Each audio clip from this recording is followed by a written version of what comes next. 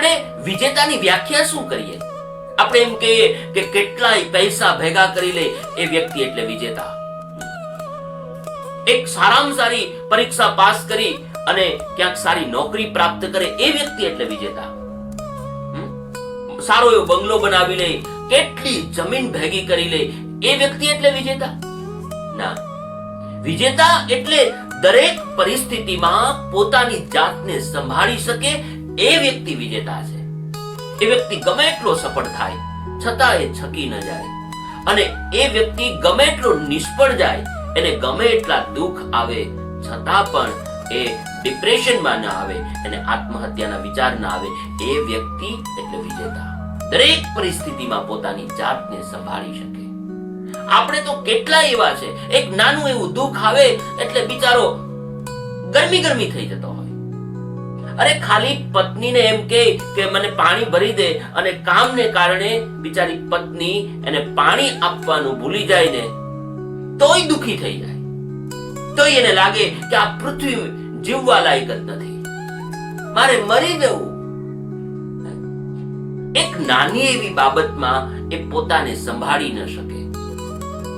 અને જે વ્યક્તિ ખરેખર આત્મહત્યા કરીને ઉપર જતા હશે ને, એ વ્યક્તિ ઉપર જઈને અફસોસ કરતા હશે.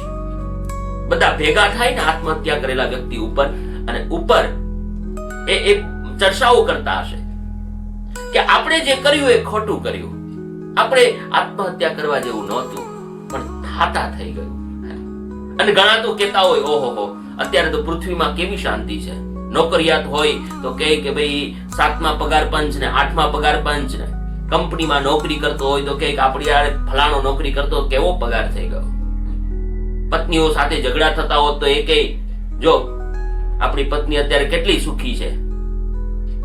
આ આત્મહત્યા કરવા જેવી નહોતી.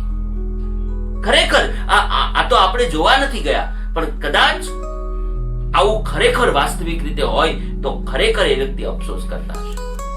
કોઈ વ્યક્તિ ગુનો કરીને કોઈકનું મર્ડર કરી નાખે ને, એ જ્યારે જેલમાં જાય ને ત્યારે બિચારો રડે છે, અફસોસ કરે કે મેં જે કર્યું એ ખોટું કર્યું છે, આવેશમાં આવીને આ કૃત્ય મેં કરી નાખ્યું. એ જેલમાં જેલો વ્યક્તિ એ ખૂબ અફસોસ કરે, ખૂબ પસ્તાતો હોય. એમ ખરેખર આત્મહત્યા કરી અને જે વ્યક્તિ ઉપર ગયો હશે એ પણ ત્યાં તો પસ્તાતો હશે કે મેં જે કર્યું એ ખોટું કર્યું. પણ વ્યક્તિએ દરેક પરિસ્થિતિમાં પોતાને સ્થિર રાખવાનું